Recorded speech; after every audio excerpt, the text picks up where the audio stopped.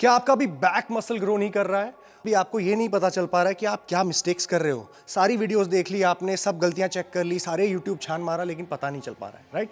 तो आज इस वीडियो में आपको कुछ ऐसी नई गलतियां बताऊंगा बैक मसल्स को ट्रेन करते हुए जो आप अभी भी कर रहे हो। सो मेक श्योर आप इस वीडियो को जरूर लाइक करें और कॉमेंट सेक्शन में मुझे बताएं कि आपको कौन सा पॉइंट लगा ऐसा कि आप वो करते हो। Alright, let's start the video. So पहला पॉइंट यहां पे आता है starting the workout, back workout with a deadlift. अब देखो, मैं अपने आप को ही कॉन्ट्राडिक्ट कर रहा हूं। आज से 4-5 साल पहले मैं ये बात किया करता था कि भाई डेडलिफ्ट करा करो, आपका मसल गेन होगा, बैक के लिए बहुत अच्छी एक्सरसाइज है। लेकिन आज मैं आपको ये क्यों कह रहा हूं कि आप स्टार्ट डेडलिफ्ट से मत करो। वो उसका रीजन ये है कि कई सारे लोग, नॉलेज का एक्सेस नहीं है लोगों को इंडिया में, ओवरऑल इतनी इंफॉर्मेशन नहीं है कि डेडलिफ्ट जैसे कॉम्प्लिकेटेड मूवमेंट को सही तरीके से लोग जिम के अंदर परफॉर्म कर पाए। और उसकी वजह से क्या होता है ना, इंजरी हो जाती है, क्योंकि डेडलिफ्ट ऐसी एक्सरसाइज नहीं है जिसमें आप थोड़ा बहुत वेट उठाओगे। It allows you to lift heavy, और जैसे जैसे आप हैवी करने लगते हो और आपकी फॉर्म क्रैपी है, आपकी टेक्निक में जरा सी भी मिस्टेक है ना, तो आपकी लोअर बैक चली जाएगी, आपके हैमस्ट्रिंग में प्रॉब्लम होने लगेगी।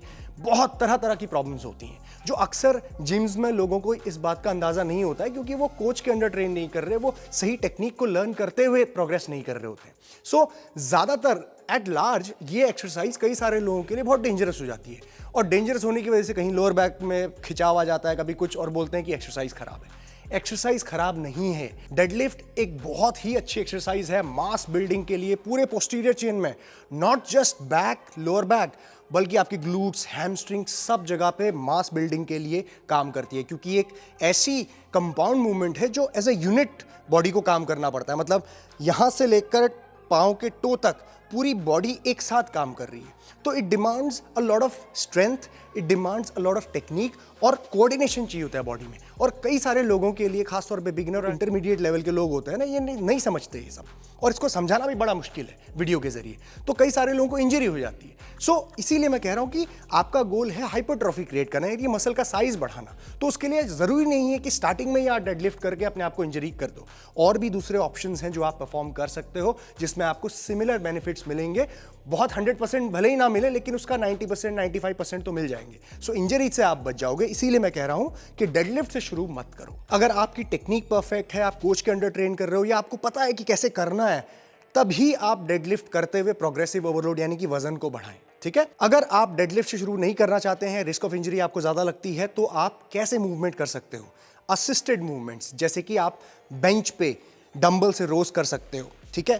थोड़ा सा टेक्निकली आपको समझना पड़ेगा उस एक्सरसाइज को, लेकिन आपको इंजरी से बचाएगा वो। साथ ही साथ आप बारबल बैंड ओवर रोज भी कर सकते हो, वो भी उतना चैलेंजिंग नहीं होगा जितना चैलेंजिंग आपको डेडलिफ्ट करना होगा। ठीक है? तो असिस्टेड मूवमेंट्स अगर आप करते हो तो उसमें आपको ज्यादा बेनिफिट मिलेगा रादर देन डेडलिफ्ट, जिसमें आपको रिस्क ऑफ इंजरी बढ़ सकता है अगर आपकी टेक्निक और फॉर्म सही नहीं है तो।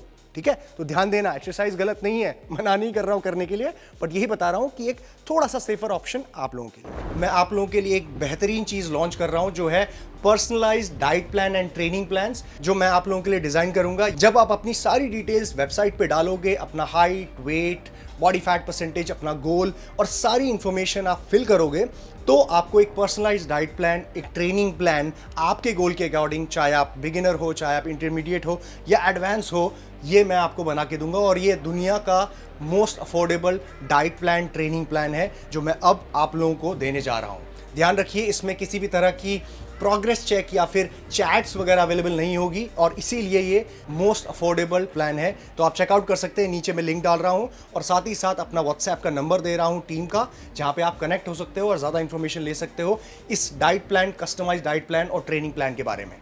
दूसरी सबसे बड़ी मिस्टेक आप क्या करते हो पता है? Using under hand grip with a straight बार।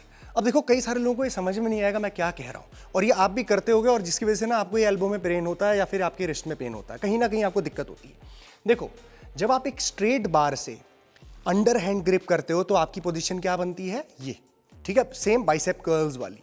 अब जब आप इस मूवमेंट में, भले ही आप क्लोज कर रहे हो या जैसा भी कर रहे हो, जब आप पुल करते हो ना, तो आपके एल्बोज क्या है? आपके एल्बोज जा रहे बाहर की तरफ, लेकिन आपकी ग्रिपिंग है अंदर, जिसकी वजह से प्रेशर पड़ता है आपके एल्बो में। और कई सारे लोगों को लाइट वेट में पता नहीं चलेगा आपको, लेकिन जैसे जैसे आप कॉन्फिडेंट हो गए कि भाई नहीं, अभी हैवी उठाते हैं, अभी हैवी उठाते हैं, आप बेंड ओवर रोज कर रहे हो या कोई भी मूवमेंट कर रहे हो अंडर हेड स्ट्रेट बार से, तो हैवी करते ही आपके एल्बो में पेन होने लगेगा। ये मतलब आप लिख के ले लो, ठीक है। ये यहाँ पे अंदर या फिर बाहर कहीं पे आपको प्रॉब्लम फेस करनी पड़ेगी, और ये बहुत सारे मेजॉरिटी ऑफ लोगों के साथ होती है। भले ही आपका फ्लेक्सिबिलिटी अच्छी है, आपकी मोबिलिटी अच्छी है, जॉइंट्स की, डजंट मैटर, ये मतलब ये गिवन फैक्ट है। सो इंस्टेड अगर आपको अंडर हैंड मूवमेंट करना ही है तो स्ट्रेट बार को त्याग दो, स्ट्रेट बार से मत करो, दूसरे मूवमेंट से करो। जैसे कि कई सारे जिम्स में मशीन्स आती हैं जिसमें आप बैठ के यूं अंडर हैंड पुल करते हो, ठीक है। अब उसमें आप देखोगे कि आपका जो बार होता है ना, जिसको आप पकड़ते हो, वैसा सीधा नहीं होता है, सीधी ग्रिपिंग नहीं देता, आपको ये हल्का सा टिल्टेड देता है आपकी मोर नेचुरल पोजीशन में। नेचुरल पोजीशन में आप पुल करते हो नीचे से, अंडर हैंड ही है, मतलब हाथेलियाँ सामने की ओर सुपिनेटेड ग्रिप में ही है, लेकिन हल्का सा बेंड होता है हाथ यूं, ठीक है, सीधा नहीं होता।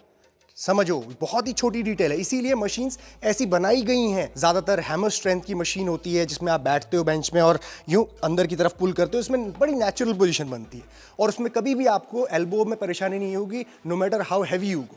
तो इसीलिए स्ट्रेट बार से मत करो। जो भी बोलते हैं स्ट्रेट बार में फील आता है, मज़ा आता है, आप करो under hand movement, but dumbbell से कर लो, ठीक है। बेंच लगाओ, ठीक है, बेंच में रखो, अंडर हैंड मूवमेंट करो, उसमें भी आपकी नेचुरल पोजीशन बनेगी। डंबल में भी आप, क्योंकि फ्लेक्सिबिलिटी होती है आपके हाथ की, रिस्ट की, मूवमेंट की। सो ध्यान देना, ठीक है। This is a very important tip and a mistake which you do avoid doing this. तीसरी मिस्टेक आती है जो काफ़ी सारे लोग करते हैं, वो है lifting super heavy in back muscles. अब देखो, बहुत सारे ऐसे मूवमेंट्स हैं जहाँ पे आपको बहुत हैवी लेने की ज़रूरत ही नहीं है।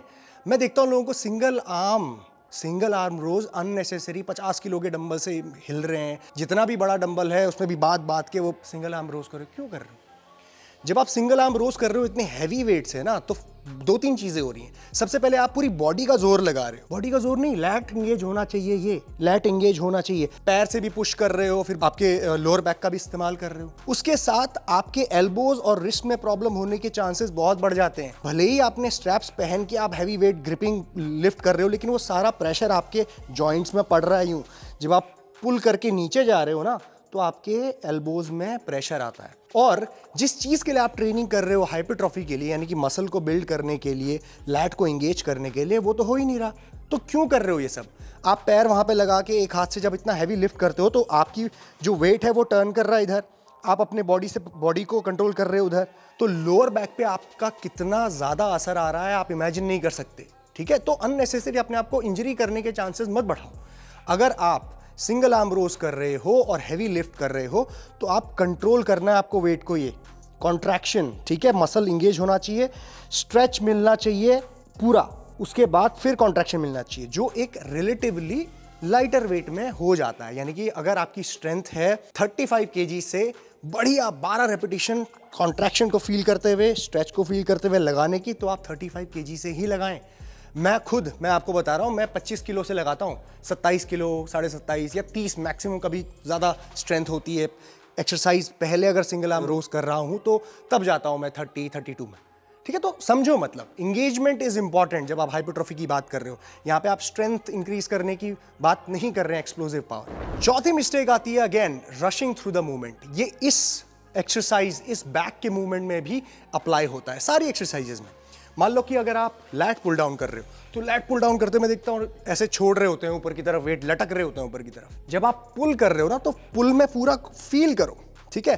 और उसके बाद जब स्ट्रेच कर रहे हो ना, स्ट्रेच को फील करो, और वो जो इंगेजमेंट है ना आपका मसल का, वो स्लो टेम्पो में ही आएगा। रेपिटेशन की स्पीड जब स्लो करोगे, जो आपके निगेटिव्स हैं, जब आप लैट पुल डाउन कर रहे हो, तो निगेटिव्स कहाँ पे होते हैं? इसेंट्रिक, वो ऊपर की तरफ हो रहा है, मसल इलोंगेट हो रहा है, स्ट्रेच हो रहा है कॉमन भाषा में। तो इलोंगेट हो रहा है, तो वहां पे 3, 2, 1 ये ऐसे सेकंड्स काउंट करो, और फिर पूरा स्ट्रेच करो, और फिर कॉन्ट्रैक्ट करो, और उसमें आप 1 सेकंड का टाइम लो कॉन्ट्रैक्शन में, ठीक है। तो इस तरीके से आपको टेम्पो को स्लो करके कॉन्ट्रैक्शन और इलोंगेशन को फील करते हुए मसल को लगाना है। तब देखोगे आपकी जो वेट और आप उठा रहे हो ना, जनरली उसका 30-40% वेट कम हो जाएगा, क्योंकि इतनी स्ट्रेंथ नहीं होती है वो वेट में जो आप हिला हिला के झूल के कर रहे हो, उसको स्लो टेम्पो में लगाना, ठीक है। सो ट्राई दिस, आपको फर्क महसूस होगा। पांचवी और आखिरी मिस्टेक आती है, not holding the contraction. Yes, अब समझना, काफी सारे लोग इसको ना नजरअंदाज करते हैं। देखो इसेंट्रिक पार्ट यानी कि इलॉन्गेशन में तो आपने फोकस कर लिया पूरा कि भाई हाँ धीरे धीरे स्ट्रेच करेंगे, टेम्पो स्लो करेंगे, टाइम अंडर टेंशन बढ़ाएंगे, but what about the contraction? Back muscle में खास तौर पे आपको अलाउ करती है बैक की कॉन्ट्रैक्शन को फील कर पाओ उस पोजिशन में, क्योंकि आप मसल को पुल कर रहे हो। देखो मसल को पुल कर रहे हो ना, ये अब जो ये कॉन्ट्रैक्ट हो रहा है लैट, इसको आप फील कर सकते हो। 1 सेकेंड के लिए उसको होल्ड करना, मसल ऊपर गया, आपने कॉन्ट्रैक्ट किया, होल्ड करो और फिर करो 3 सेकंड का स्ट्रेच एंड कम बैक। अब जब भी आप ये करोगे ना, कोई भी मूवमेंट कर रहे हो, चाहे आप टॉप टू बॉटम पुल कर रहे हो या सीधा हॉरिजॉन्टल पुल कर रहे हो, तो जब भी आप ये पुल करोगे तो आप देखोगे कि आप बेटर इंगेज कर पाते हो अपने मसल को। Mind and muscle connection better बन पाता है जब आप कॉन्ट्रैक्शन को होल्ड करते हो।